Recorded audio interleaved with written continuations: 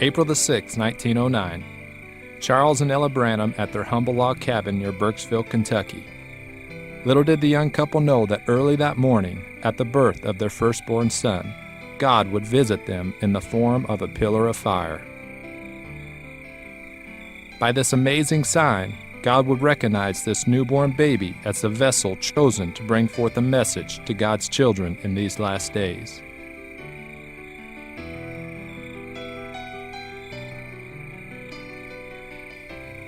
We lived way back in the hills of Kentucky, close to the Cumberland River on the Tennessee line.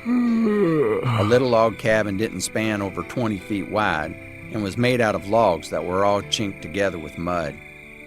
Our dining room consisted of an old stump that Dad had cut and made into a table, and a complimentary little bench he made for us kiddies to sit on. On the other side of the cabin, we had our sleeping quarters. All of us boys would climb up in the little loft where Mom and Dad laid a straw tick down to make it comfortable for us. When it would rain or snow, Mom would put a piece of canvas over our blanket to keep us dry, as the weather would just pour through the roof. Mom was half Indian and was accustomed to living in the conditions we lived in. Her father was the greatest hunter I ever knew. Many times he would trap raccoons and take the grease he rendered from the fat and give it to Mom. That was the cure all around our house while I grew up. When we got sick, we'd take this coon grease for our medicine. While we slept many times, us kiddies would get so much matter in our eyes until we'd be swollen shut the next morning. But Mom would just rub a little of that coon grease on them, and believe it or not, in a few minutes they'd open right up.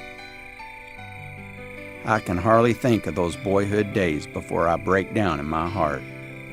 There was truly no days like that. It holds some of the greatest memories of my life.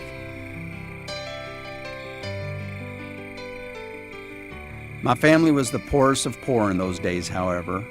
We didn't have running water, electricity, or even a floor in our home. We'd take our baths on a little wash bench tacked to a tree just outside the cabin. Dad had a little mirror hanging just above the wash bench and would use it to shave with.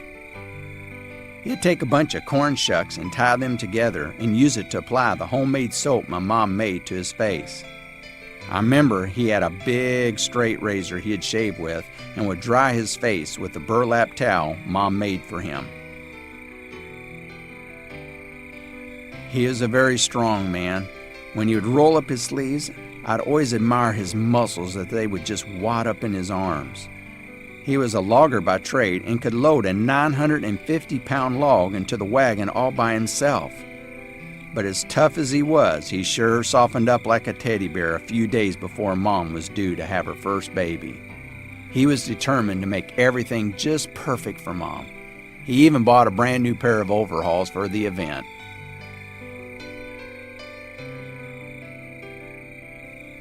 The exciting young couple must have been very careful to do everything they could to prepare for a newborn baby. Nothing, however, could prepare them for the outstanding miracle that would soon take place within our home.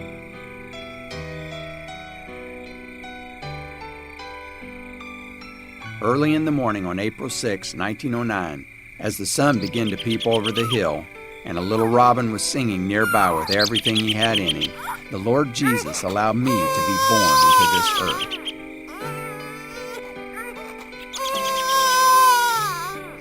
After the midwife had handed me to my mother, she opened the window on the cabin door to shed enough light for Mother to see what I looked like. But as soon as she pulled back the window, the pillar of fire came whirling into the room and settled over where I was. In the presence of this supernatural being, my parents and the mountain people were very disturbed and did not know the meaning of this supernatural event. They were very superstitious people to begin with and began screaming and crying as they had never experienced anything like this before. This same pillar of fire that hung over me when I was born would lead me and speak to me all the days of my life. He was the one who spoke to me from a tree when I was a young child, saying I would live near a city called New Albany, Indiana. He was the one who later told me never to drink, smoke, or defile my body in any way. He was the one I met in person when he commissioned me to pray for the sick, saying, if you get the people to believe you and be sincere when you pray, nothing will stand before your prayers. This same light that has followed me all the days of my life is the same light that was with Moses as he led the children of Israel through the wilderness, and the same light that smote Paul blind on the way to Damascus. For he truly is Jesus Christ, the same yesterday, today, and forever.